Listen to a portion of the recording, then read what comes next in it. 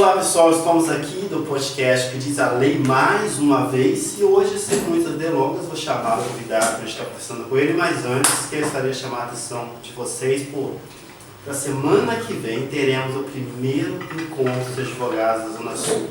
Irá acontecer no Morumbi e estão todos convidados.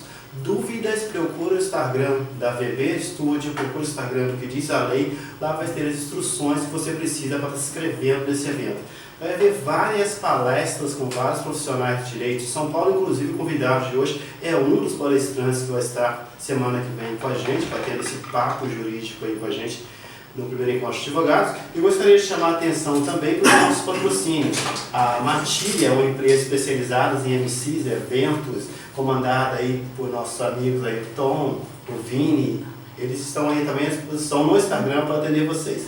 Temos também o mais novo curso de Direito em São Paulo, que é a Master of the Law. É uma escola, um curso especializado em exame da Ordem dos Advogados do Brasil. Você que sonha com a sua carteira aí da OAB, é o momento. Preço super agradável e profissionais também super capacitados. Inclusive, vou chamar hoje no bate-papo com o Ademir e falar um pouquinho sobre isso, tá? Sobre as questões de dar aula e assim por diante. Ok? Pessoal, para começar aí, roda a vinheta aí que já voltamos já. Podre, população alienada. De fora eu vejo tudo, eles de dentro não vê nada. Segue o plano. A TV manipulando, o povo sendo enganado e o governo roubando a putaria. Rola solta no Senado, no Congresso. E as palavras da bandeira hoje é desordem e regresso. Periferia é a mãe do povo brasileiro que sofre humilhação, mas ainda é guerreiro. Vai na fé, vai na luta, na guerrilha, na disputa. Contra todos, contra tudo, mas mantendo a conduta. A fé é o alimento.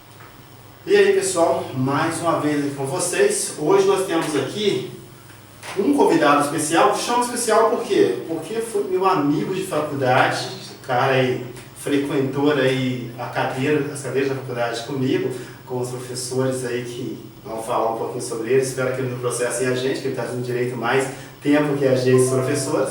Ele é sócio no escritório Sabino Rios, que tem como sócio Igor Sabino e Valdemir Vieira Rios. Tem nada mais nada menos que eu tenho aqui comigo hoje, é o meu amigo aqui, Valdemir Vieira Rios, advogado, criminalista. Fala um pouco pra gente da sua carreira, Valdemir.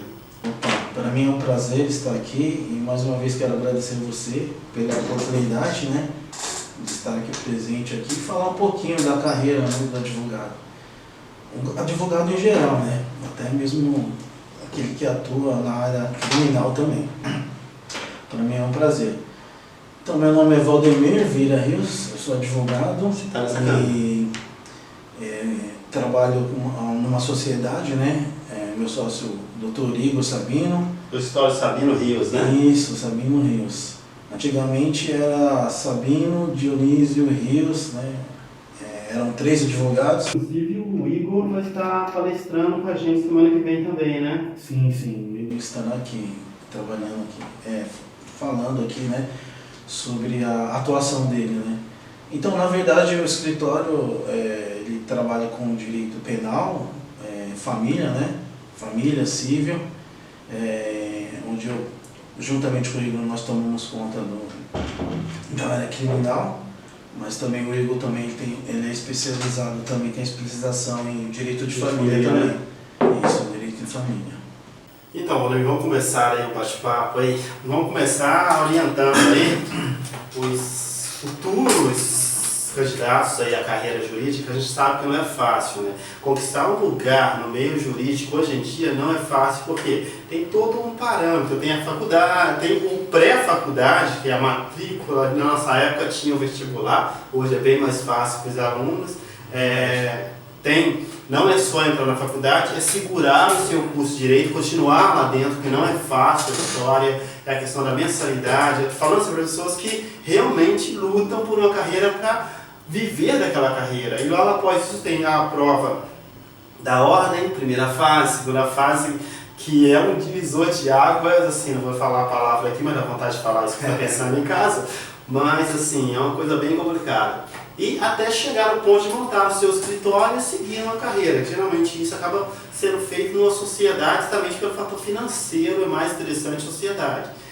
Então, Valdemir, conta pra gente um pouquinho como que foi o processo de sair da profissão que você tinha, né, antigamente, e entrar assim, de repente, encarar 5 anos de faculdade. Como é que foi esse processo?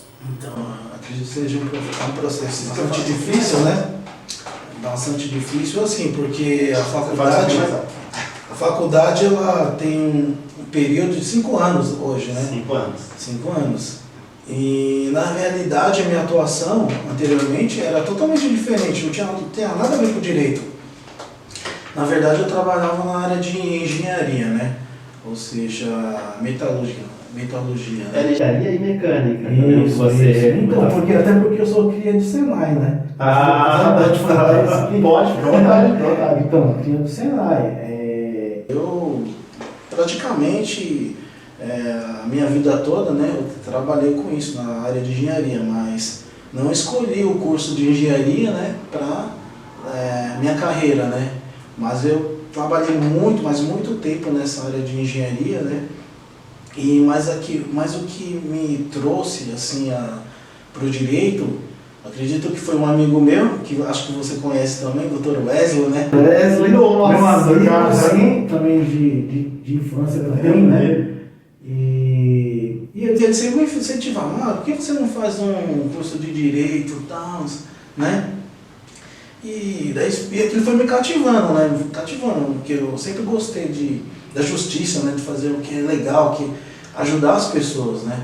Então, acredito que o direito me trouxe assim, me puxou nessa questão, porque também o que me trouxe assim, acredito que um valor imenso aqui para o direito foi a questão do júri, né? Então nós tínhamos professores que atuavam bastante nessa área do júri, né? Então é uma área assim, acredito estupenda, né? É o auge, o auge, né? O vestir a beca e lá fazer uma defesa é o auge. Sim. Porque o aluno ele quer ser tudo, né? Ele quer ser promotor, quer ser juiz, né? Quer ser advogado. Aquela velha brincadeira, o aluno entra na faculdade querendo ser juiz. Sim. Aí na metade da faculdade ele já quer ser promotor. Aí no final da faculdade ele contenta com ser advogado mesmo. Isso é brincadeira no meio do direito, né? Sim. E durante a faculdade, então eu tive esse contato com esse meu colega, né? E eu fui, assim, tendo gosto, né? Acompanhando eles nas atividades, né? Das ações. Ele ia me explicando como que era. E ele tem uma especialidade também, que ele fazia muito júri, né? Muito júri. Eu cheguei a participar de alguns júris junto com ele também. Então foi muito emocionante. E o direito penal, assim, é um direito magnífico, eu posso dizer. Algumas pessoas podem até achar ruim, porque cada um vai puxar o saco, né, da sua área. O direito penal, eu acredito que seja bastante importante porque ele lida com os direitos mais importantes, que seja a vida, né, a liberdade. Então, no meu ponto de vista, a liberdade, a vida são os direitos mais importantes. Pode falar. E está ali no direito penal, né, no criminal. Mas o direito penal, hoje você está ativo ainda na carreira. O direito penal hoje, para os jovens que estão iniciando agora, é perigoso na sua visão? Porque na minha época eu excluí Facebook, excluí um monte de coisa para poder atuar, até mesmo no local que eu morava. E você hoje acha o direito penal criminal complicado, é um risco atuar nessa área? Então, vai depender de cada advogado, né? Porque, por exemplo, isso eu até ia falar na palestra algumas coisas desse tipo, né? Da atuação do advogado criminalista, que ele precisa ter nas suas atividades. Mas uma coisa que é básica, que todo advogado ele precisa ter em mente, é a questão de promessas, né? Não é só no direito penal, direito civil, direito trabalhista, o direito de família também. Porque não existe, assim, na atuação do advogado, a certeza de que aquela Não, ação... é vedado pela OAB. Você não pode dar a garantia ao cliente que você vai concluir. Você pode dar os meios, tipo, tentar chegar a determinado ponto. Agora, garantir, tipo, vou tirar você da cadeia, ou ganhar a ação de divórcio, ou ganhar... Não existe isso. Isso é proibido pelo Estatuto da Ordem. Não existe isso, né? Então isso é um problema muito grave, porque você dá garantia de um determinado serviço que a pessoa vai sair, não, vou tirar você. Isso aí não existe, porque do outro lado existe o juiz, o magistrado, existe o promotor, então o advogado é uma batalha que ele vai ter, na realidade, né? Não que eles sejam seus inimigos, mas é uma batalha jurídica na realidade, né? Você vai olhar o fato e procurar ali tentar beneficiar o seu cliente. É essa a obrigação do advogado. Agora, garantir, não tem como você garantir.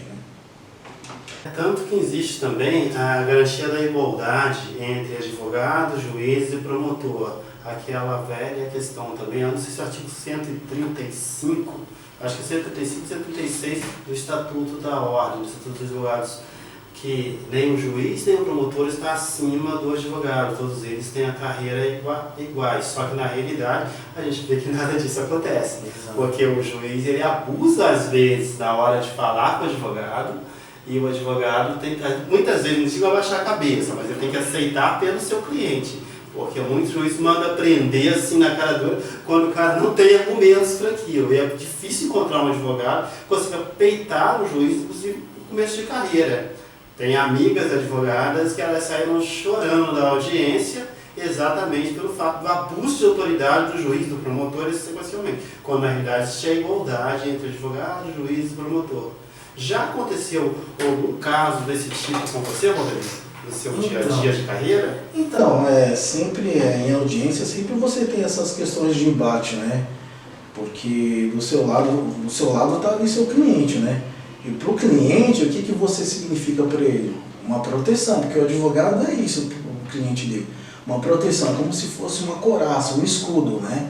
Então, em audiência, tudo pode acontecer. Tudo pode acontecer. E existe muito mesmo a questão de abuso, né? De poder, podemos dizer assim, por parte de alguns magistrados, mas não são todos assim, dessa forma, né?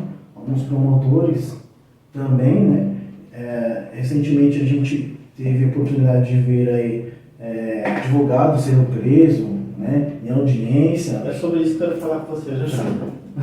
Pode estar. Então, preso em audiência e normalmente o que a gente vê é o abuso mesmo, né? Eles não respeitam a ideia de que existe a igualdade, né, tanto do advogado, do promotor, então eles estão equiparados ali.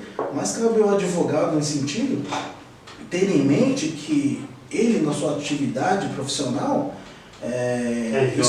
isso não poderia acontecer, né? Porque normalmente o que acontece?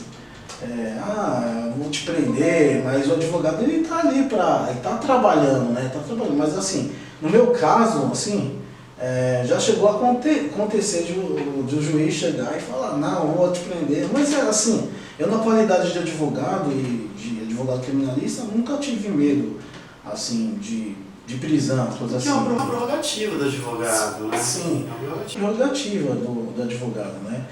E assim, eu acredito que possa ocorrer algum dia, né, de acontecer um abuso dessa forma, mas o advogado ele precisa estar ciente de que ele tem do lado dele a sua prerrogativa, né? Tem os advogados, fazem parte da prerrogativa da OAB, que ele pode sim ser auxiliado por esses outros advogados que fazem parte, né? E tentar evitar essas questões, né, de prisão. Mas o advogado também, ele, da mesma forma que o juiz ele dá a voz de prisão para o advogado também, ele tem esse poder também, de poder dar a voz de prisão também para o juiz, na questão de abuso também, né? Tem advogados que acham que não, né? Que o advogado não pode, né? Exato. Né? Tem essa questão, mas, assim, uma falta de respeito que existe realmente, né?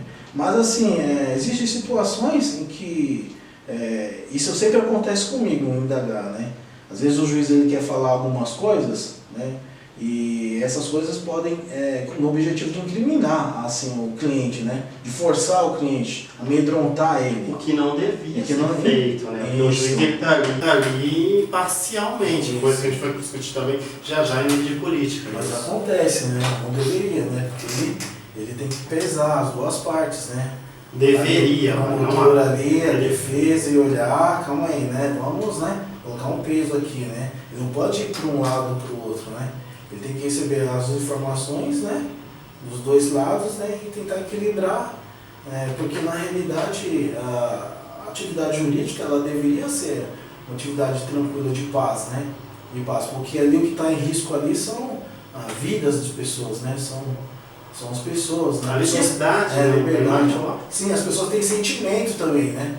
E você chegar assim, amedrontar, já chegou, né? Teve situações que eu tive que me impor, né? Porque o advogado tem que se impor, né? Nesse sentido. Não, essas perguntas não podem ser feitas, né?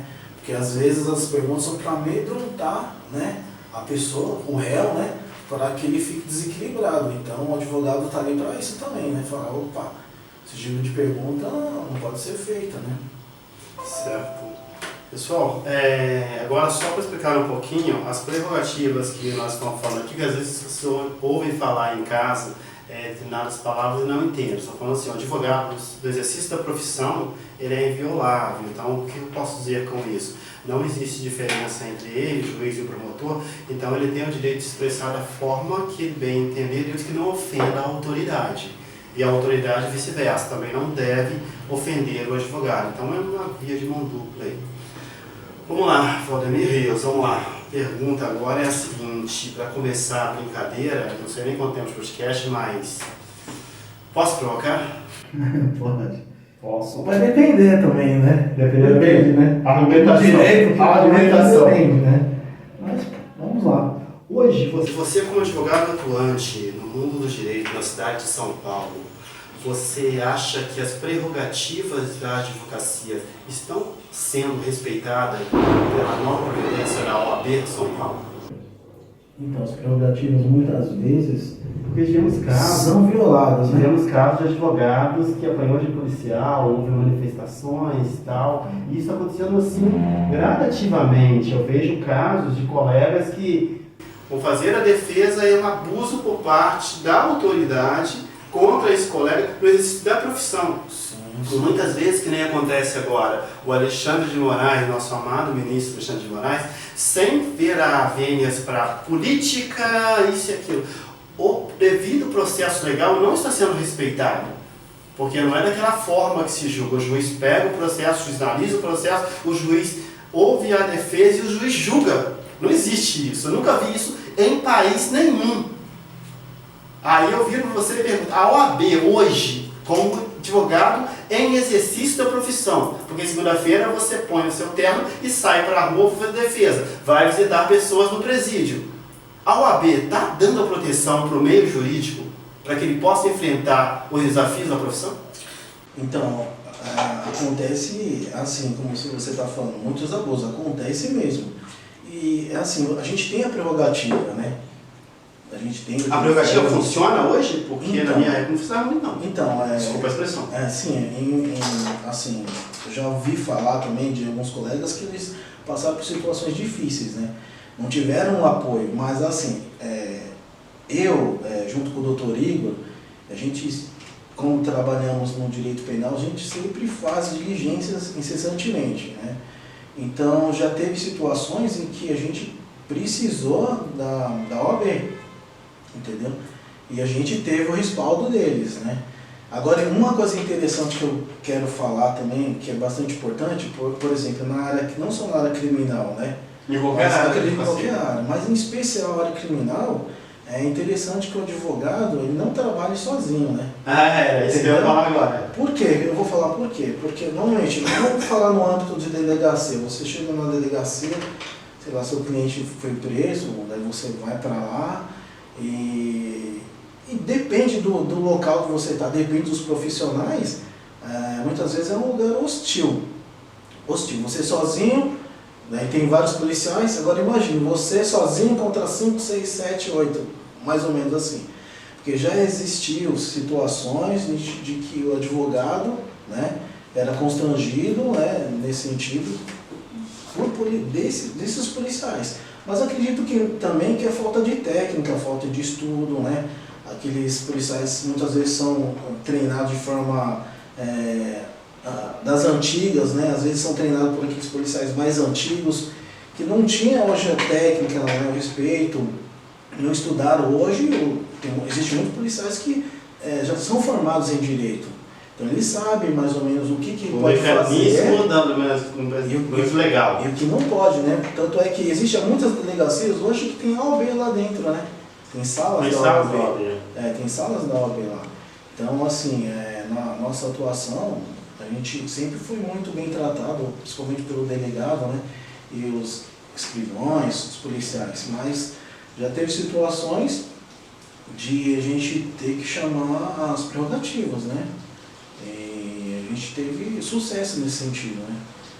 Que daí vem o representante da OAB e não só você, né, como advogado que está ali no embate, mas você tem a sua equipe também, né? Sua equipe, seus advogados, como eu tinha o Dr. Igor, tinha mais uma outra advogada que trabalhava com nós, né? Então o escritório era bastante forte nesse sentido do criminal. Então a gente tinha um embate realmente assim nos direitos do cidadão, né, das prerrogativas do advogado, do direito da pessoa que está sendo detida, precisa ser respeitado. Então, acredito que a equipe também e o conhecimento também das prerrogativas, do direito do advogado, porque o advogado tem o seu direito também, né? Estatuto. Isso, a lei do estatuto da advocacia. Então, isso, na minha opinião, isso faz a advocacia, principalmente criminal, ser forte, né? Porque eu já vi situações até mesmo de visita em presídio, que negaram a visita do advogado, você não pode entrar, porque... O que na realidade é um absurdo, sabe? Que isso não existe. Absurdo, ele chegou lá, é o único que tem livre acesso, olha. Sim. Existem situações bem difíceis, porque a gente, como trabalha com direito criminal, sempre tem expedição de alvará, né? Alvará concedeu a liberdade do preso, né? Do preso, e normalmente ele recebe o alvará de manhã e normalmente à noite ele já está em liberdade, né? Mas já deveria estar. Mas o que acontece? Os presídios, tem alguns presídios que eles ficam segurando. Tem situações que até 5 dias dentro ele com o alvará ali, né? Daí o que acontece? Daí normalmente o que a gente faz cumprir isso, entendeu? No caso desse abuso, né? Então, normalmente eu mais o Dr. Igor, nós forçamos esse cumprimento. Teve necessidade, muitas vezes, até de chamar a prerrogativa, entendeu? Prerrogativa e assim vai, só assim. E ameaça de representação também, né? Porque aquelas pessoas que estão do outro lado, seja policiais, eles são representantes do órgão do Estado. Portanto, eles têm responsabilidade também. E eles também podem sofrer a força também do direito penal, não só administrativo também, que isso que o advogado ele precisa também ter em mente, né? Administrativo, penal, civil também, dessa forma, todo mundo. O que eu acho bastante interessante é que o direito penal, ele avança, ele é violento sim, mas ele ataca qualquer um, independente do que você for, advogado, promotor. Se você não obedecer, não entrar, não cumprir as leis ou, né, incidir naquele determinado crime, você vai sofrer as condições do direito penal, funciona dessa forma, né? Então eu acho magnífico. A ciência jurídica ela é fascinante. Pessoal, só dando ressalvas aqui rapidinho, tá? Quando o Dr. Valdemir falou que o criminalista, né, é interessante ele trabalhar sozinho, é uma coisa que eu aconselho até para alguns alunos, aí, alguns amigos que estão iniciando a faculdade de Direito, como a Bianca, uma galera aí que eu conheço lá da UNASP. E quando a gente fala isso, é o seguinte: você, quando sai para fazer uma diligência numa delegacia, você não sai sozinho. Você liga para um amigo, aí avisa o outro criminalista: ó, tô indo para tal delegacia fazer uma diligência X. Porque se aquele cara receber uma ligação de tal delegacia, houve um abuso de autoridade ali. Ele aciona a OAB, quando na realidade o delegado tinha que acionar. O trabalhar em conjunto no meio jurídico seria isso. Sempre manter uma pessoa em alerta para se caso venha acontecer qualquer coisa. Porque quando você sai para trabalhar, diferente do civilista, do tributarista, de outros meios, é que quando o advogado criminalista pega a sua pasta e sai para trabalhar, é até chato falar isso, mas ele nem sabe se volta no final do dia. Porque ele sai para encarar o quê? Visitar presídio, encarar juízes e fora os clientes que ele tem. Que os próprios clientes podem se voltar contra o advogado. Por isso que não existe aquela questão de você prometer, você não promete nada. De repente você está lá, promete uma família X que vai tirar fulano. Fulano não sai e você cai numa quebrada da vida. Sim, com certeza isso aí, o resultado você não pode prometer. O que você pode prometer é um trabalho árduo, né? No processo, na diligência, informação para a família, do processo, segurança também para a pessoa que está detida também lá, porque muitas vezes as pessoas que são detidas depois são levadas, infelizmente, se não tiver a possibilidade de sair ali na delegacia, vão para os CDPs, né? Ali também, a gente sabe que o sistema prisional, ele é um Carcerário, né? ele é falido praticamente. Totalmente. Né? Então, a pessoa que ela entra naquele estabelecimento prisional, ela tem que fazer tudo para sobreviver, eu posso dizer isso, entendeu? Por quê? Porque ali você tem poucas condições assim, de saúde, posso dizer. Por que eu estou falando isso?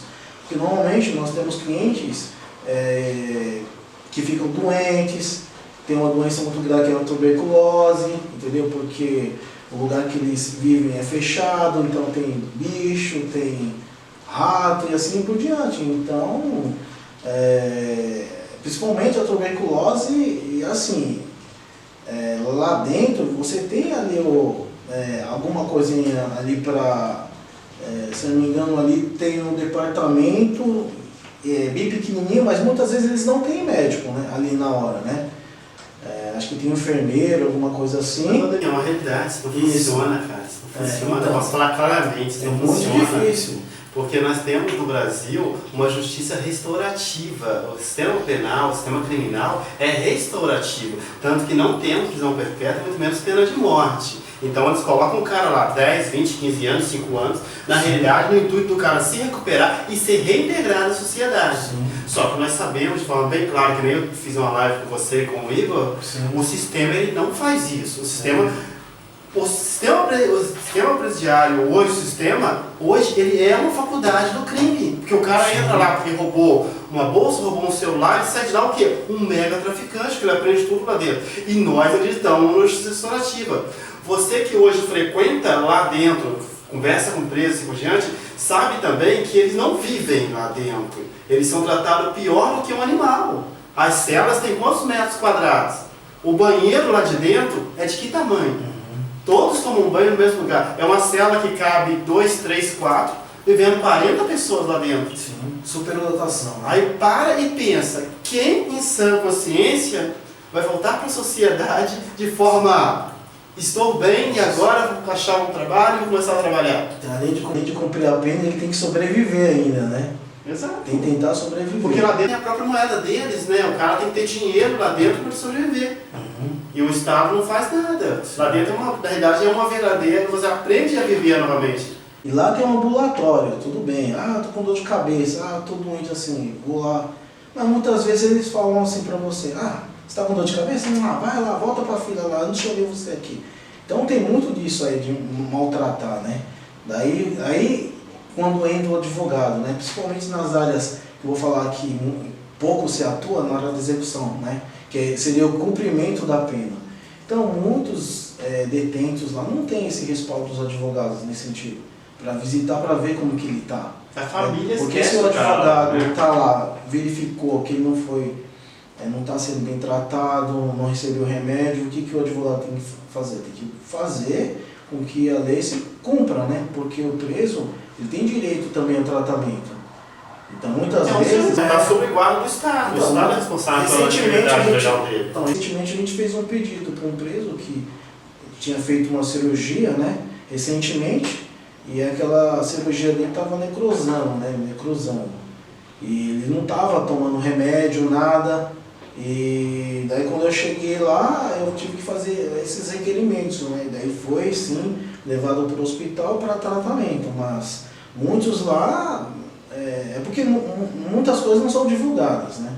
Mas eles sofrem realmente, não só por estar preso lá, pelo cumprimento da pena que é necessário cumprir, mas também tem a questão da saúde, que não é assim respeitado também, né? Não é a melhor possível. E muita gente acredita que isso é justo, né? O cara tá lá, o cara tem que morrer, o cara é isso e aquilo.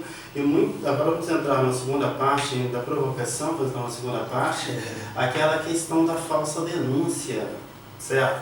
E hoje com a lei 11.340, sendo mais clara aí, iluminando a cabeça, a Lei Maria da Penha, hoje ela vem assim de uma forma, infelizmente vem desta forma, porque na realidade foi uma lei feita para quê? Para trabalhar corretamente o direito da mulher. Sim, hoje abusam desta lei, e hoje o índice de falsa denúncia, a última vez que eu vi, era 80% das denúncias feitas hoje em dia são denúncias falsas.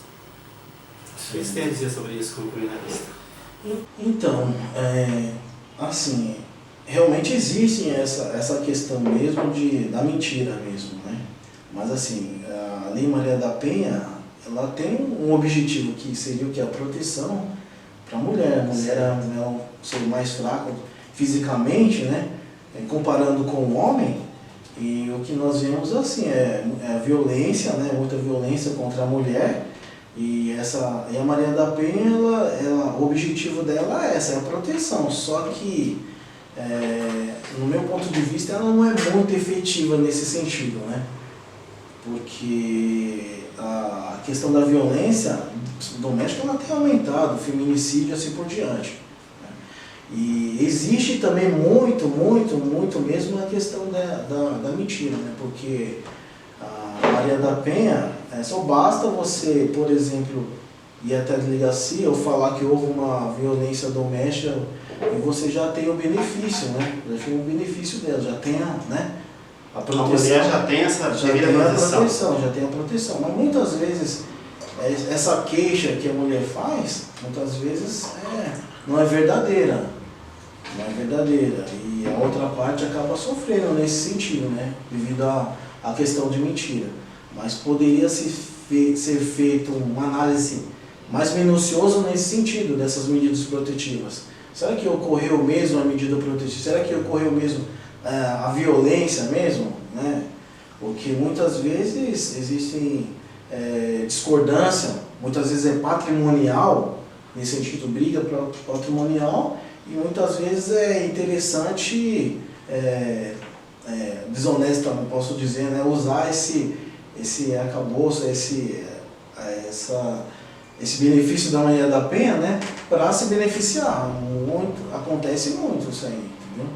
Uma coisa que está acontecendo, infelizmente, um golpe que está acontecendo, só para deixar bem claro aí para todos que não somos contra a Lei Maria da Penha, muito menos estamos tomando posição feminista aqui, isso daí não é o nosso objetivo no momento. Vai chegar no momento de a gente falar sobre isso, mas nesse momento podem até comentar se quiser, mas não é esse o nosso objetivo. E como eu ressalto em todos os nossos podcasts hoje, com o Rodemir estando aqui para ele estar dando uma reforçada aqui, o nosso podcast é protegido pelo artigo 5º da Constituição, a livre expressão de opinião. Então, nós estamos expressando opinião aqui das nossas profissões. Então, nós temos o direito e o dever de fazer isso para orientar a população. Então, estamos deixando bem claro isso daí, correto? Sim, porque nos direitos tudo pode acontecer, né? Então, existe realmente a proteção, existe a necessidade da mulher, né? mesmo que ela precisa, né? Da proteção da Lei de Maria da Penha, até afastamento da pessoa, que ela precisa sobreviver. Não, é que acontece o seguinte, é que na decorrência da evolução humana, que eu creio, o homem se tornou um ser muito violento e acabou fazendo uso da força contra a mulher. E isso eu concordo plenamente que foi um erro muito grande por parte da categoria masculina. Só que a Lei Maria da Penha pegou todos e colocou num único pacote dali. Então hoje o golpe que está rolando muito no dia a dia aí do pessoal é a mulher pegar, fazer a medida protetiva, afastar o indivíduo, até mesmo O indivíduo que ela não tem relacionamento com ele, ela mora na casa dele, e fazer o quê? E vender tudo que tem na casa. Quando se descobre que não houve o crime, não há uma sanção muito alta para essa mulher, muito menos ela tem que devolver tudo. Certo? Sim. Então, Valdemir, dando sequência aí, hoje também, dando sequência aí nessa questão da Maria da Penha, a Lei 8.069 é que dá base para a gente do ECA, Estatuto da Criança e do Adolescente. O ECA, hoje em dia, vamos ver a parte mais séria dele, a parte criminalista dele. Ele hoje deveria sofrer alterações? Então, eu acredito que toda lei, existe modificações, né? Sempre deve ser sempre para melhor, né? Não, mas o ECA é uma lei de 90. Sim, Hoje sim. nós temos adolescente em 2023 e agora em 2024. Sim. Sendo tratado como criança de 90. Sim, Por tempo. Sim. Sempre são feitas modificações porque, ao passar do tempo, o ser humano ele evolui. Com É certeza. necessário algumas evoluções. Um exemplo disso é o próprio Código Penal, de 1940, né? Exato. Antiquado, tudo isso aí, mas assim, a gente precisa. Existe até uma questão de um novo Código Penal, não é? Mas até agora nada. Existem algumas modificações que foram implementadas com a lei anticrime, né? Na realidade estão remendando Sim. o Código Penal, o Código Penal. E o Código Penal, se você for ver, a evolução dele está sendo remendada. Precisou de alguma coisa, encaixa ali. Tanto que dá até para ver de forma bem clara nisso é a evolução do direito digital. Com o advento do direito digital, modificou muitas coisas dentro do Código Penal. A gente pode ver isso como base da nossa época de dificuldade. Quando ela dá aquele exemplo, lembra? Evolução da tecnologia. Então, há anos atrás, você ia no banco para sacar do dinheiro, mostrar RG, aí veio o cartão, é só passar o cartão e você sacava. Aí depois, em cima disso, veio o cartão de crédito. Aí quando veio o cartão de crédito, veio o quê? Sequestro relâmpago. Aí começou uma sequência de vamos olhar para o direito, chamar de direito digital, vamos criar uma cadeira chamada direito digital. Aí com isso veio a violação dos dados que entrou o quê? A LGPD, a Lei de Proteção aos Dados. Então assim, vem vindo a evolução do Código Penal. Só que na realidade o que você defende é a ideia de uma reforma do Código Penal, seria isso? Poderia ser uma reforma, sim. Na questão do menor infrator, nós tivemos, se não me engano, acho que 2 casos. Esse é caso concreto do seu escritório? Sim, de menores, 14 anos, 12 anos, né, com ato infracional análogo, né, ao crime de roubo e assim por diante. Mas uma coisa que a gente estava até discutindo, que poderia ter alguma modificação nisso, é com respeito à responsabilidade dos pais, porque pelo que a gente observa, esses pais, muitos não têm responsabilidade nenhuma com respeito aos filhos. Porque esses 2 jovens que nós atuamos aí, nenhum estava na escola, nenhum dos 2 estudava, então eles não tinham atividade curricular, nada. Então, na verdade, os pais, eles deixam, sabe, Deus dá, deixa o filho na rua, Deus Mas você dá. acha assim, só não querendo cortar você, mas já cortando, que eu sou muito chato com isso aí, você acha que muitos dos reflexos da criminalidade hoje, acha que se a atitude dos pais fosse diferenciada, eliminaria? Então, acredito que ajudaria. Que na verdade, o que não se faz na lei, né, ou na área jurídica, por completo eu posso dizer assim, seria a prevenção. A prevenção, ninguém faz prevenção. Porque normalmente o que se fala é, vamos mudar essa lei aqui. Uma justiça restaurativa. Que não está funcionando. É 5 anos? Vamos mudar para 10, vamos deixar ele preso mais tempo. Não funciona. E talvez ele, vai melhorar, Vai melhorar. Funciona. Então, só que, diante até mesmo do pacote anticrime e assim por diante, eu não acredito que isso tenha resolvido nada, porque mesmo a questão, fulano caiu no tráfico, vai ficar mais tempo, mas isso não faz diferença nenhuma. Porque eu acredito que a prevenção seria o melhor remédio para tudo isso, não chegar e ficar aumentando pena, isso não resolve nada, tanto é que a criminalidade ela tem aumentado ainda. A questão, por exemplo, do feminicídio, né, que que houve essa modificação, né, na violência doméstica, né, agravando, o que ocorreu no caso prático? Aumento. E a lei ela não tem tanta assim, efetividade. Porque cada dia nós vemos mulheres morrendo, né, na mão de homens aí, né, dos indivíduos, né, dos maridos principalmente. Né. 70%, se não me engano, são pessoas próximas, como marido, né, namorado, assim por diante. Mas assim, não existe nenhuma ideia de prevenção. Onde começa, e a prevenção ela deve começar já nem na família. Né? Na escola, no dia a dia. Isso, na escola, no dia a dia, na família. Eu entendo dessa forma. Então você acha que a educação hoje, acabamos caindo na educação, como você no podcast, então você acha que a educação hoje deveria olhar um pouco mais da forma jurídica, mais constante jurídica, que nós tivemos aqui outras pessoas conversando sobre o assunto e vimos o seguinte, a questão de que, no segundo grau, encaixar ali um conhecimento de Código Civil, conhecimento de Código Penal e Constitucional. Você acha que isso eliminaria um pouco da criminalidade? Porque o indivíduo ele teria conhecimento do direito logo no segundo grau, lógico. No terceiro, depois ele decidiria que é direito ou não, mas teria um conhecimento técnico. Então, o cara não seria abordado sem conhecimento da lei. O que hoje é praticamente parcial, porque o Código Penal e o Código Civil deixam bem claro, ninguém se isenta da lei por falta de conhecimento, nos seus primeiros artigos. Porém, esquecem que temos analfabetos hoje, analfabetos digitais, analfabetos funcionais e assim por diante. Pessoas que cursaram faculdade não sabem ler, pessoas que cursaram faculdade não sabem escrever. Então temos assim uma parcela de pessoas que não têm interesse pelo conhecimento da lei. É aquele velho mito também, todo mundo acha que decorar artigos é chato. Você acha que hoje, se tivesse uma matéria dessa, mesmo no segundo grau, seria interessante? Eu acho que sim, porque o conhecimento é muito bom, né? O conhecimento, ele muda as pessoas, né? A educação, ela muda as pessoas. Então seria um ponto, eu acho interessante sim. É uma forma de prevenção também, né? Mas a família, o assunto é principal. A família, porque a sociedade, ela é constituída de famílias, né?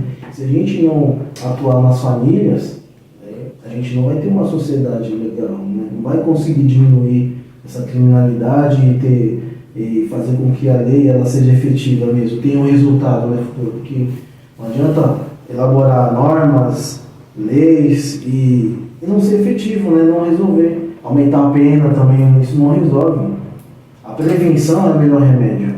Então a educação, né, igual você falou, eu acho que a educação é primordial na vida do ser humano, de tudo na vida. E olhando desse ângulo aí, a gente tem também a psicologia jurídica, que é uma das minhas áreas, né? Você acha que quando uma pessoa tem essa tendência de matar, roubar, ela já é pré-determinada a isso, ou melhor, ela já tem uma tendência a isso? É aquela velha questão dos grandes filósofos.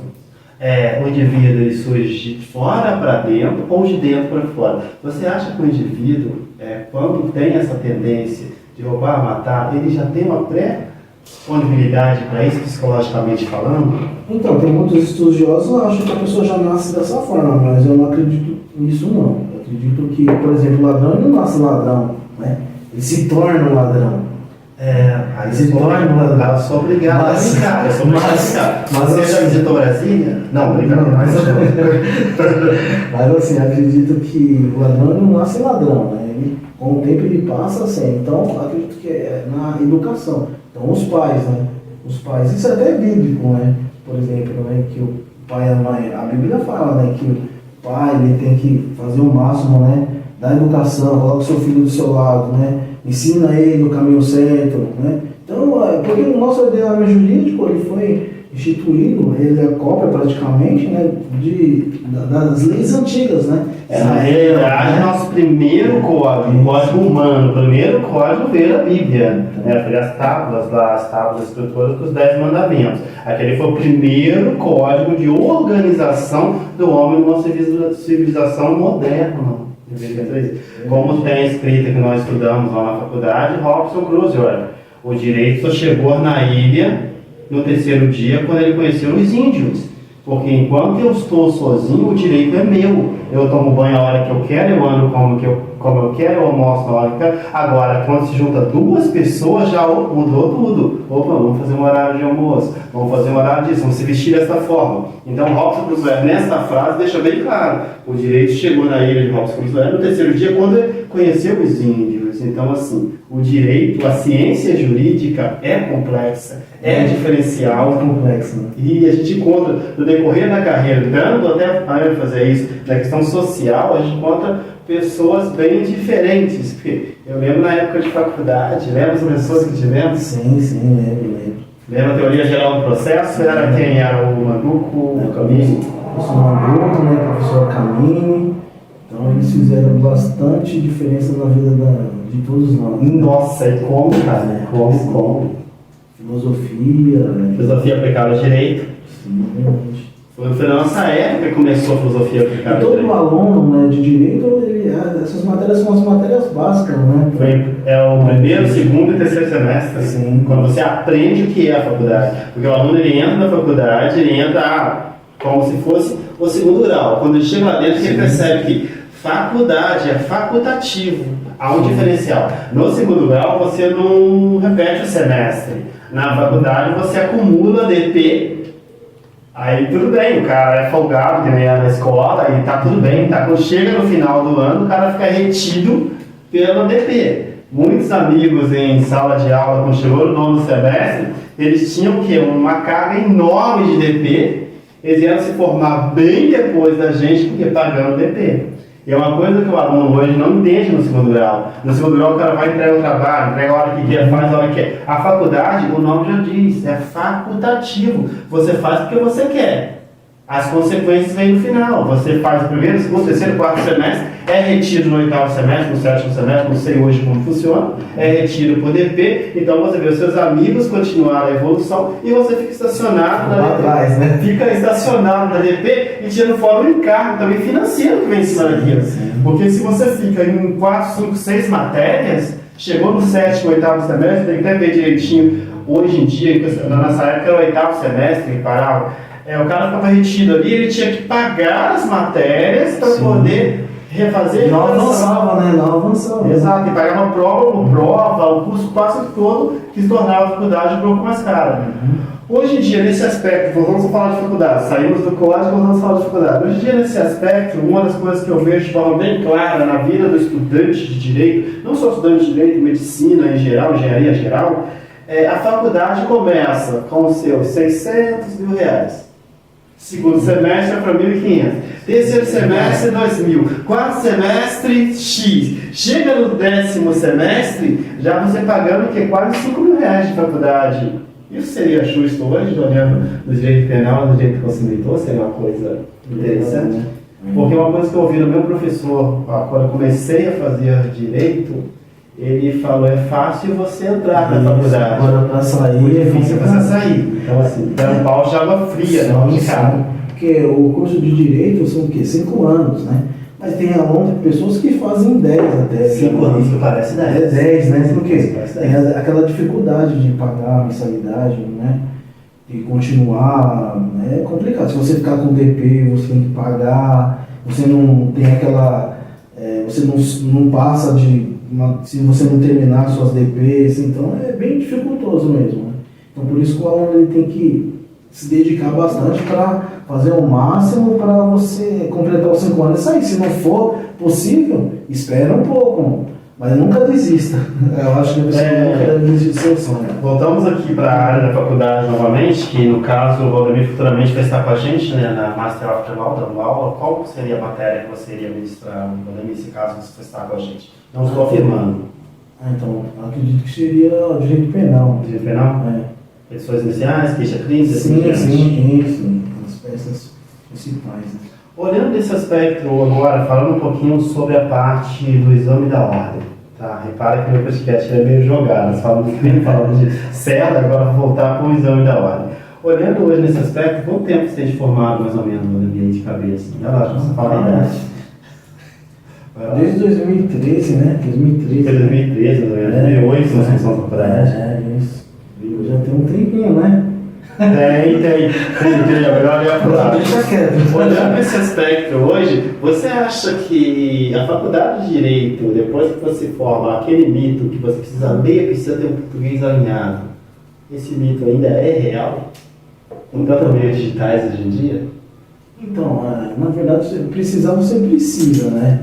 Porque você vai ter que elaborar petições, né? Você precisa demonstrar com clareza o que você quer. Você vai pedir na sua petição, Você consegue representar o seu cliente, né? E o juiz ele vai ler a sua petição, mas você tem que estar de uma forma clara e sucinta para ele entender o que você quer. Você consegue citar no mínimo aí 2 pensadores que seriam de fundamental importância além do direito penal?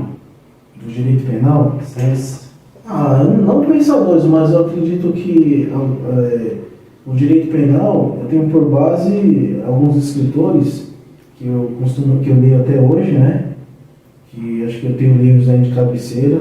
Eu tenho um monte, cara. Nossa. Eu gosto muito. Eu tenho um monte. Mas eu tenho alguns historiadores também.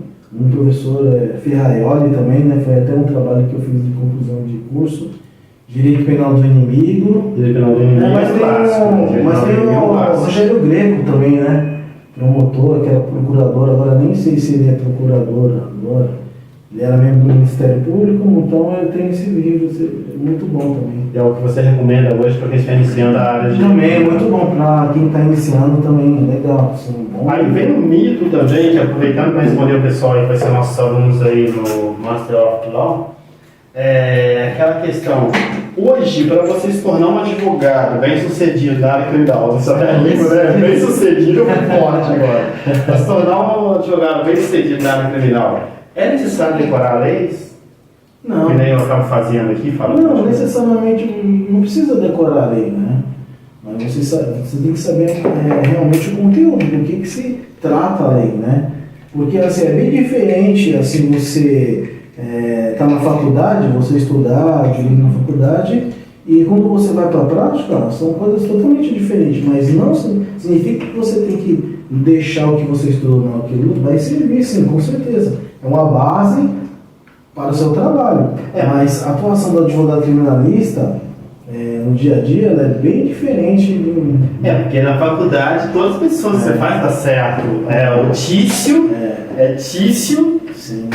Como é o nome daqueles caras? Tício Mércio, né? Tício Mércio, tem uma outra pessoa também.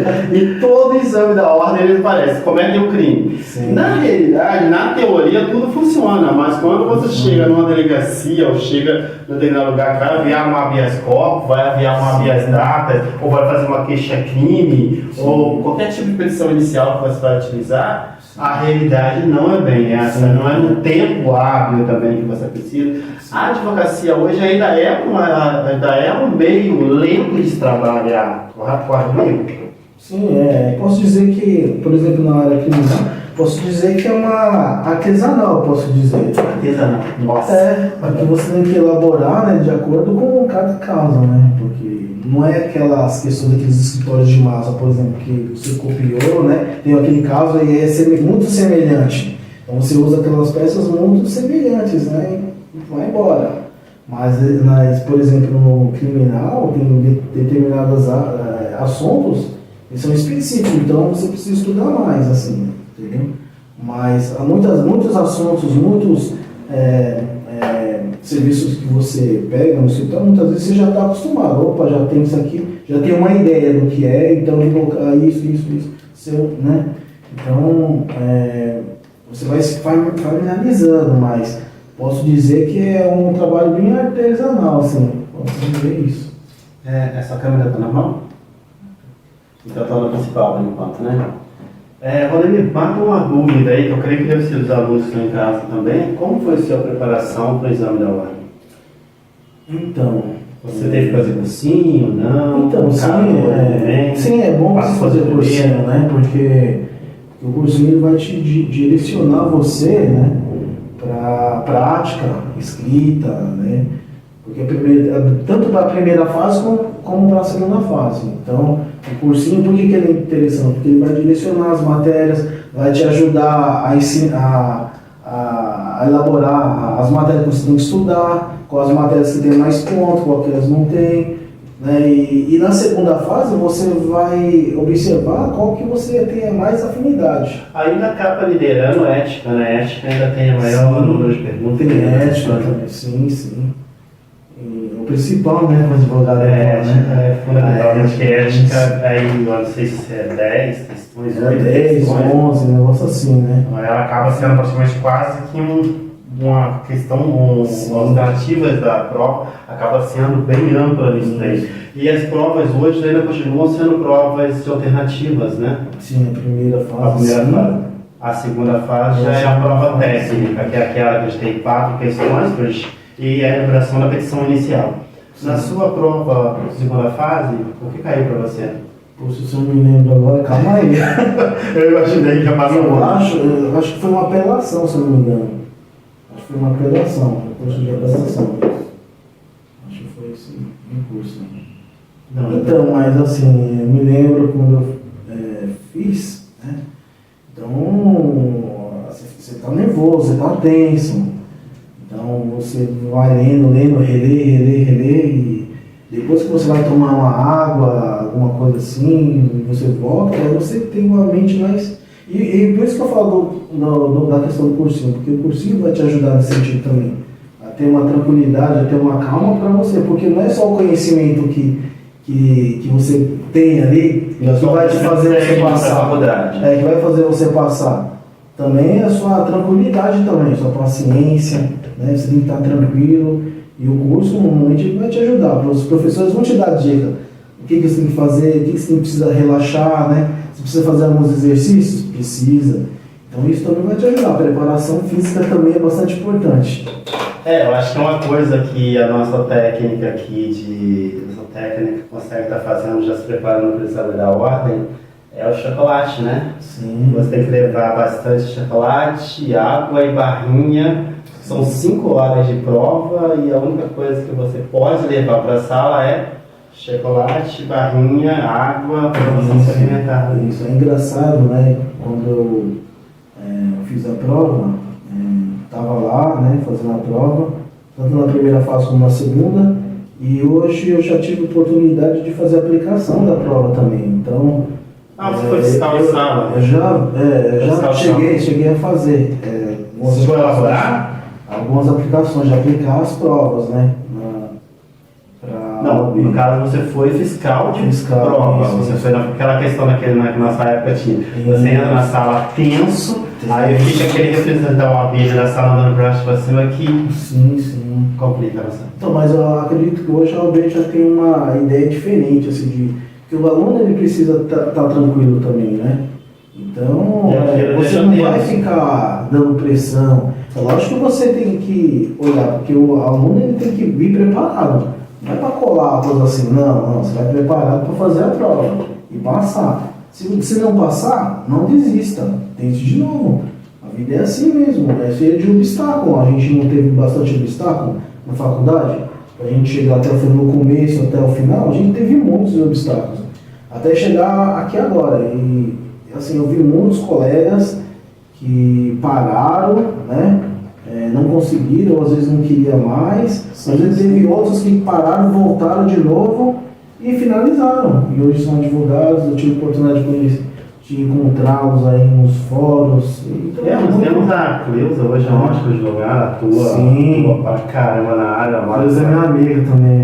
Lembro dela sala de aula, meio empenhada. Tinha na nossa sala aquela. Excelente advogada, Eu lembro o nome dela, mas na época nós tínhamos faculdade aqui em Santa Amaro, quando nós saímos para a Vergueira e íamos faculdade aqui para Santa Amaro. Nós somos a primeira turma de Direito, praticamente, ali, lembra? Sim. Nós chegamos ali na parte da manhã, fomos a primeira turma que iniciou Direito naquela faculdade. Tinha a dona Terezinha, aquela que levava uma mala de livros, lembra?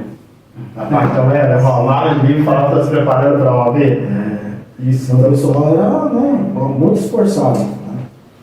Era super esforçado. É que na realidade a faculdade tem algumas coisas que marcam a gente, né? Uma das coisas que eu vejo muito no dia a dia, hoje, até como professor, e hoje na caminhada, professores marcam a gente. A Camille, Manduco e tal, aquela galera toda, marcou a gente e deixou a gente assim com uma certa, na realidade uma tatuagem de exemplo, a forma que eles atuavam, as histórias que são contadas em sala de aula. Tem muita faculdade de Direito, além daquela questão do estudo, leitura, buscar livro, pesquisar, entender casos concretos, tem muita história do professor. Ele levar para a sala um caso que ele atuou, uma complicação que ele resolveu. Então o Direito é muito... Nós somos, na realidade, contadores de história, porque se o operador do Direito não tiver uma boa escrita, uma boa forma de raciocínio, como é que ele vai passar para o juiz a fato concreto? Tipo, fulano bateu o carro na noite X, no horário X, em tal local. Isso pode ser contado da forma aleatória. Agora, você pode contar também de uma forma que leva ao entendimento do juiz a inocência do indivíduo. Então, eu creio que isso hoje ainda é muito marcante para a gente, na realidade, na faculdade de Direito. Verdade, verdade. Muitas lembranças boas, né? Recentemente, acho que teve uns meses atrás, eu tive a oportunidade de fazer uma audiência, mas esse foi um trabalhista. O escritório da gente também trabalha com assistente de Direito, né? Os parceiros que trabalham também com trabalhista. Eu fui fazer e era um juiz lá e ele tinha sido meu professor no curso preparatório, né? Então foi gratificante ver ele falar. Eu tive uma outra professora na área também do trabalhista também, que ela me chamou para fazer curso com ela, porque ela fazia curso preparatório para magistratura, só que trabalhista, né? Mas trabalhista não é o meu forte, né? Assim, né? Não queria ser. Ela sempre. E às vezes ela me chamava para assistir as audiências dela, eu pensava, você é aluno da professora, você também vai fazer as provas, você é juiz também? Eu falei, não. Não vou não. Hoje em dia tem alguns casos que eu passo para você, né? Que chega casos e eu passo para você segue e acaba atuando. Vamos lá, Vladimir, vamos continuar agora para termos um papo aí. Agora, só para a gente começar a caminhar para o final, vamos aí um pouquinho com provocação, tá? Continuar a provocação. A Lei 14.532/2023. Ela hoje, você já sofreu algum preconceito por ser negro dentro da área jurídica? Ou por algum juiz, ou por algum escrivão, ou por algum policial mesmo? Então, assim, pra falar a verdade, assim, eu nunca assim, tive esse problema, assim, né? Assim, lá não. Assim, eu já tive. Assim, por exemplo, o contato que eu já tive, não, foi muito recebido, né? Bem recebido por eles, não tive problema nenhum.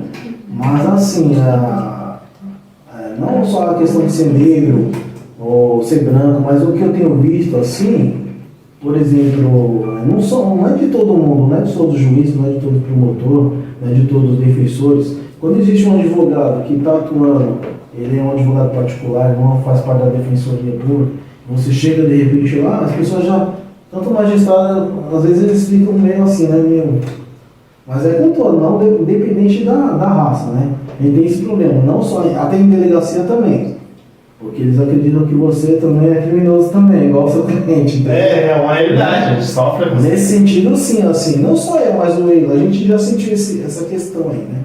Mas a gente é tranquilo, né? Mas assim, eu não tive esse problema ainda, né? Ainda. Mas acredito que possa ocorrer sim, porque o país que nós vivemos é um país racista, preconceituoso. E eu acho assim, não, tenho certeza, é extremamente preconceituoso. Mas eu já tive assim, reclamações de colegas, advogados, reclamando disso, entendeu? Para mim, assim, sobre ser maltratado, né? Entendeu? Algumas advogadas também chegou para mim também reclamando. Mas assim, comigo ainda não aconteceu, mas pode ocorrer sim, pode ocorrer.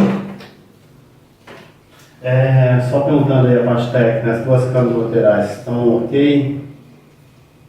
Não vão ficar? Estou pedindo espera ali, estou olhando aqui a espera. Estão pedindo para continuar. Ok, vou continuar. Para dar continuidade agora, já que eu tenho que continuar, né, por livre e espontânea pressão, Vladimir, você viu como quer trabalhar com podcast, né? Você dá uma olhada para lá, olha pessoal. Muito inocente, né? Valdemir, hoje, você como profissional e hoje como futuramente professor também na área de Direito, certo? Porque provavelmente você vai estar com a gente, que eu tenho um apego muito grande pela sua pessoa, tenho um respeito pelo profissional que você é e também pela sua história. A nossa história não é uma história simples. A nossa história são pessoas que vieram de periferia, chegaram dentro da faculdade, e na faculdade não tínhamos condições de manter a vida que mantínhamos dentro da faculdade. Porque, na realidade, hoje em dia o aluno encontra no Google com muita facilidade, livros e tal. Na nossa época nós tínhamos que ficar na biblioteca, lendo, passávamos o horário na faculdade, todo um processo. Levava o livro para casa, exatamente, tomava multa. Tomava multa, nossa, cara, eu paguei muita multa na faculdade, muita multa pro livro. Eu esqueci em casa, e depois, 2 dias depois de entregar, chegava lá, tinha que pagar a multa.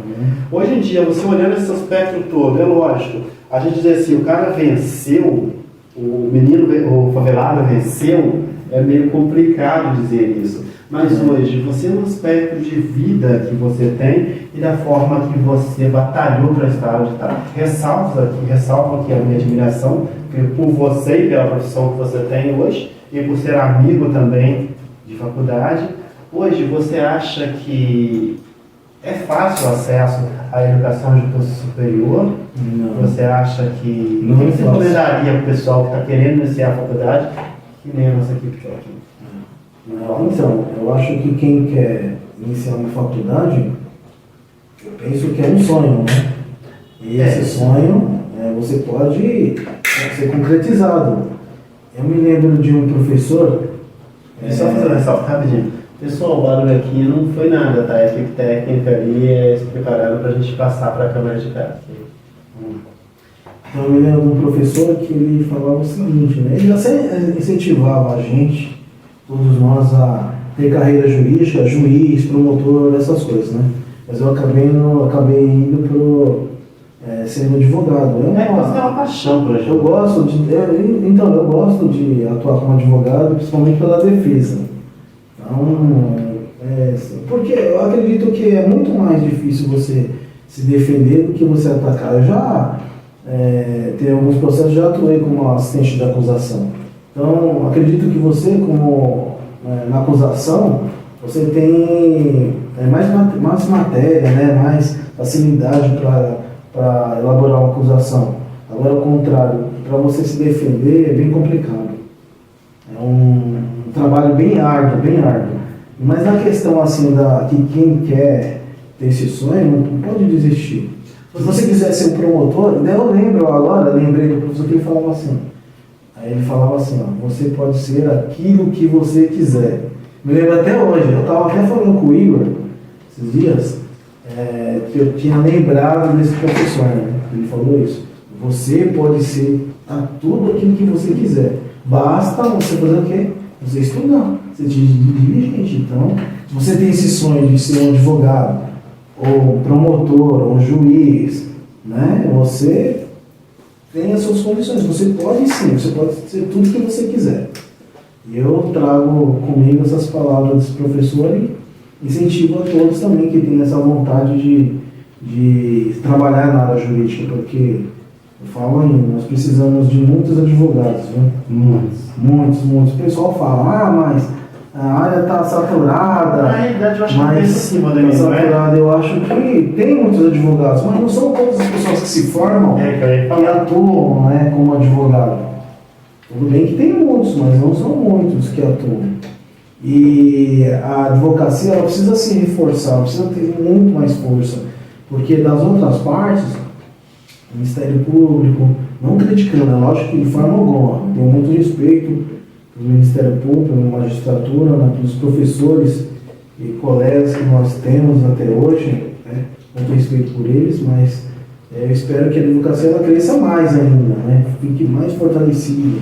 Eu acredito antigamente, no começo, até estava junto com o Dr. Wesley, a gente teve uma ocasião que a gente pediu as prerrogativas e nós não fomos atendidos naquele tempo, logo no começo.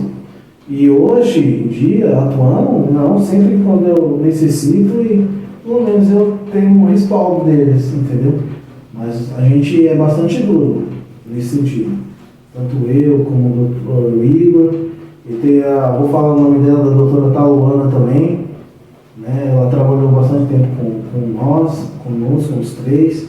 A gente atuava bastante duro mesmo. Essa galera vai estar no encontro de advogados? Então, acredito que só o doutor Igor, mas eu não sei se ela vai estar, né?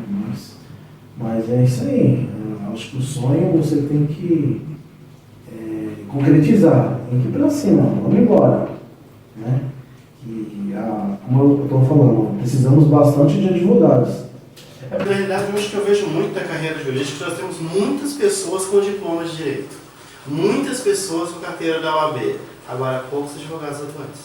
Se eu parar para ver hoje em dia, o cara quer ganhar dinheiro com a carreira, esquecendo que o ganhar dinheiro com a carreira é consequência do seu trabalho, consequência do seu nome. É consequência. Então, se você se dedica, se você trabalha corretamente, Sim. você é visto pelo meio. Agora, se você de repente pega ali, senta na cadeira e começa só a dar conselho, não vira, você tem que partir para ver. Uma coisa que eu vejo muito vocês fazer. Então, é uma das coisas que nós iremos falar lá também na palestra sobre essa questão aí também. Porque o advogado ele pode ganhar muito dinheiro. Falar pode, isso, antes você estava até falando. Antes de você entregar, antes de nós entregar, a câmera aqui já está ok. Dá uma olhada para ela e o que você espera do nosso evento semana que vem? Então, acredito que vai ser um evento super interessante, com bastante informações das áreas, tem muitas áreas lá interessantes, como direito penal. O Igor também, o doutor Igor vai falar sobre a questão das famílias, direito de família, que é super interessante, está em auge também. Tem uma doutora também, só que eu não lembro o nome dos doutores. Falar sobre o direito médico. Mas como assim um advogado atuar no direito médico? No caso dos tem sim, um advogado atuar no direito médico também. Uma advogada também que vai falar sobre a defesa da mulher, que é bastante importante. Então são muitos outros pontos. Então são muitas áreas que quem vai se formar, quer entrar, vai ter uma ideia do que é a advocacia de cada área. Por exemplo, a pessoa, mas o direito penal ninguém quer, tem até advogado que fala assim, não vou falar essa área não, muito perigoso, não quero morrer não. Né? Mas não é bem assim, porque a gente tem algumas proteções que nós precisamos usar, né? Igual qualquer outra profissão. Por exemplo, o engenheiro, às vezes o engenheiro ele vai para a obra, mas quando ele entra na obra, ele coloca o quê? Ele coloca os equipamentos, coloca capacete, né? Bota, não pode entrar sem bota. É a mesma coisa. São regras. Existem algumas regras de proteção que você precisa usar. No direito da família, recentemente uma advogada, ela quase não sofreu, um cliente entrou no escritório dela, tentou matar ela, deu um tiro nela, e ela tentou se defender, e não era criminal. Era de família, né? Então, muitas vezes, será que o direito penal é tão assim perigoso? Depende de como você trabalha. O que eu vejo hoje em dia também é o seguinte: o direito, uma coisa que aconteceu no meio jurídico e está demorando para se rever, é que a advocacia, cada um fazendo sua advocacia. Quando na realidade a advocacia é uma troca de ideias, é um se encontrar, é ter amigos, é ligar, é perguntar. Muitos iniciantes, muitos advogados, começo de carreira, que eu vejo muito, ele manda 1, 2, 3 petições para coisa simplificada, que para quem já tem experiência é simples. De primeira mandaria uma petição e seria respondido e teria ali a seu ganho de causa. Hoje em dia manda muito. O que acontece? A advocacia virou uma coisa mais ou menos assim. Esse cara é iniciante e eu sou da prática. Então os que já estão ali são os masters. Na realidade não deveria ser isso. Então esse primeiro encontro de advogados que está acontecendo é exatamente para tirar essa barreira, para tirar essa venda dos olhos. Todos somos da mesma profissão e iremos trocar ideias com pessoas que já são formadas, pessoas que ainda não são formadas e pessoas que sonham com o meio jurídico. Então vamos ter lá, agora fazendo merchandising mesmo, vamos ter lá palestra com grandes advogados, vamos ter roda de conversa para alunos de faculdade que quiser saber da sua carreira. Então, se você quiser sentar com o Valdemir e bater um papo sobre direito criminal, ele vai estar após a palestra à disposição de bater um papo com você sobre os caminhos que devem seguir, como deve agir para ser um advogado da área criminal. Vamos ter lá também a Herda, que vai falar sobre o direito da mulher. Vamos ter o Osmar, que todo mundo já conhece aí das nossas redes, aí, Osmar Maciel, que também é um advogado brilhante dentro do direito médico, um cara que domina muito o direito médico mesmo. E teremos aí o Lucas, o Rogério, que vai falar sobre direito discriminatório. Rogério, um abração aí para o Rogério. E vamos ter, assim, pessoas de nomes brilhantes. Vamos ter palestra, workshop, roda de conversa e assim por diante. Certo? Muito bom. Tem uma outra coisa que eu gostaria de falar também. Fica à vontade. Cada advogado ele tem uma área, né? Por exemplo, da palestra. Mas assim, você como advogado, e você se lembra quando você entrou na faculdade, você sempre estudou, né? Você estudava para as provas. Depois que você se forma, também você vai continuar estudando. Exato, a vida toda. Então, e você muitas vezes você não só tem uma área específica que você atua, porque a gente tem outras áreas que nós atuamos, porque necessita também. Porque uma área, muitas vezes, ela puxa uma outra. Por exemplo, no direito criminal. Existe o crime de empresários, por exemplo, chamado crime econômico, né? Direito penal econômico, crimes de vários tipos, crimes tributários. Muitas vezes você precisa se especializar, estudar mais. O doutor Ligo trabalha no criminal também comigo. Ele é um advogado civilista, mas ele tem um conhecimento criminal também, trabalhista também. É um mito que as pessoas acabam fazendo sobre a OAB, né? A pessoa presta ali, por exemplo, a criminal acha que vai usar a carteira da OAB só para criminal. Não, depois que você tem a carteira, você pode mudar tranquilamente. Lógico que você tem que se especializar, né? Tem que estudar também. Mas existem outras formas também. Você pode fazer curso de extensão também, você pode fazer um curso de prática que vai te ajudar. Agora, sempre é interessante que o advogado novo, ele deve sempre atuar com uma pessoa que tem um conhecimento a mais, porque vai direcionar ele certinho, o que ele pode e o que ele não pode fazer. Porque no direito penal, acredito que tem muita falta de informação para aqueles novos que chegam. Porque muitas vezes aqueles novos acabam até incidindo em crime. Advogados novos incidindo em crime. Então, é uma área, assim, vou falar que é específica, porque a prática é totalmente diferente. A condução que você tem no processo é diferente. Precisa ter bastante cuidado na questão de contrato, nessa questão do cliente. Quem é o cliente, o que você está oferecendo para o cliente, qual é o tipo de serviço, e a gente falou também da questão da garantia, né, que não existe, você tem que deixar bem claro essa questão, da garantia, que isso aí não existe, mas existe um bom trabalho. Então são coisas mínimas, né, e essas fazem grande diferença, e você, como novo, uma carteira nova, né, um advogado novo, com certeza, se você tiver essa ajuda de uma pessoa que tem mais experiência, você vai trilhar sossegado. Bem, né? Porque quando eu comecei, lógico, no começo você tem dificuldade, você quer fazer sozinho umas coisas. Você tentou várias e eu comecei a fazer execução, civil, né? Comecei a fazer execução de tudo, né? Execução. Então, depois eu cheguei a trabalhar também com a parceira minha também, que hoje eu tenho parceiro, trabalhista, né? Eu atuei bastante em audiência trabalhista. Eu aprendi, porque como ela trabalhava no escritório de massa, de nome, na área trabalhista, então eu peguei muitas manhas com ela assim na área trabalhista também, né? Então, por quê? Porque ela que me direcionava o que eu tinha, né, para fazer. Dava os caminhos. Dava os caminhos. E no criminal também é a mesma coisa. Você tem que ter uma pessoa, né, que possa te instruir direitinho. Opa, calma aí. Não, faz desse jeito, faz assim. É dessa forma. Então são esses conselhos aqui que eu deixo para a pessoa, os novos, né? E aqui a OAB poderia ter esse incentivo também de poder instruir os novos, né, nessa questão, porque muitos infringem o código de ética, e no penal é bem complicado porque a gente vê casos aí, né, de advogados e tal, mas muitas vezes por falta de experiência, né? Então, um tutor, né, ou seja, um mentor, né, para te ajudar é muito. E não trabalhar sozinho, não trabalhar sozinho. Você trabalha em grupo, com colegas, em conjunto. Você sempre vai ter os amigos, sempre vai ter. Valdemir, caminhando agora para o final, que as meninas já me deram ali, as meninas e a Vera já me deram o sinal ali de 1 hora de podcast, correto? E ainda não citei o nome da Vera hoje nenhuma vez, né? Aí eu vou citar só para não perder a tradição ali, certo? Tá vermelho ali no fundo. Ok. Pessoal, então estamos caminhando aqui para o final do nosso podcast. E hoje o podcast, assim, para mim foi um pouco especial. Receber você é sempre um prazer, Valdemir.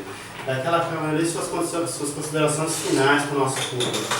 Então, eu agradeço o privilégio de estar aqui, estou indo falar um pouquinho só, né, da atividade, conversar, um bate-papo, que o doutor Alex é um amigo meu, de faculdade, então eu já conheço ele há muitos anos, e para mim é um privilégio muito grande, assim, de relembrar as coisas importantes de faculdade, de assuntos, e agora na nossa atividade como advogado, e no dia da palestra eu quero ter esse privilégio, de conversar mais com esse grupo, né? Não conheço todo mundo, mas vou ter o privilégio de conhecer cada um, advogado, as suas atividades, a sua atuação, vai ser maravilhoso.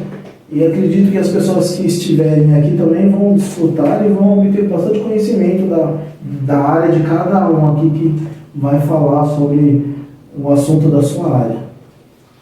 É isso aí. Valdemir, então, quero agradecer aqui a equipe técnica que vocês venham ali, estão morrendo de calor ali, inclusive a Vera, tá?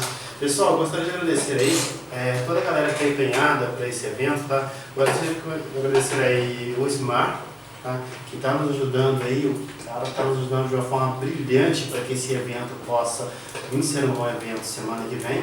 Quero agradecer aí a Leide, que é uma repórter que vai estar com a gente semana que vem, ajudando na parte de decoração.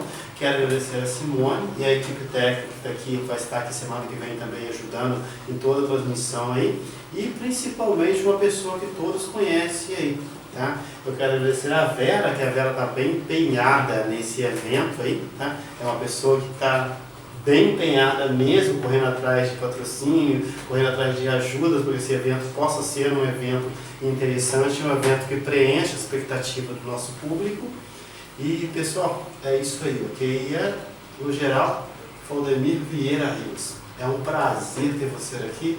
É lógico, uma coisa que eu estava falando, a nossa equipe técnica falou que nunca existe parte 2. Eu quero uma parte 2 com você, que eu acho que tem muita coisa para a gente conversar ainda. Semana que vem ainda vamos estar conversando. E, cara, foi um prazer ter você aqui. Okay? Muito obrigado. Prazer enorme. Pessoal, é o fim aqui, é o final. A prévia para um próximo podcast que diz a lei. Então, assim, por hoje nós encerramos aqui o podcast que diz a lei. E queria deixar a seguinte reflexão. Muitas vezes você se olha no espelho e se vê grande demais.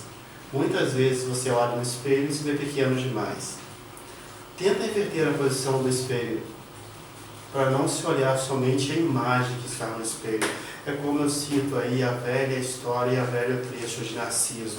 Quando Narciso olhou para o rio, ele olhou para o rio e falou assim: Rio, por que contemplas a minha beleza?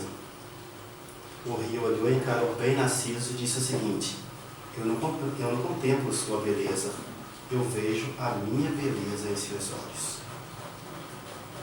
Muitas vezes você se acha demais e você é pequeno. Muitas vezes você se acha pequeno e é grande demais. Comece a pensar e refletir. Às vezes você olha para o rio e vê a imensidão dele, mas não consegue ver a beleza dele. E às vezes o rio te olha de uma forma tão simples, na sua pequenez, ele só tem você para ver o reflexo dele. E fica aí a nossa dica da semana.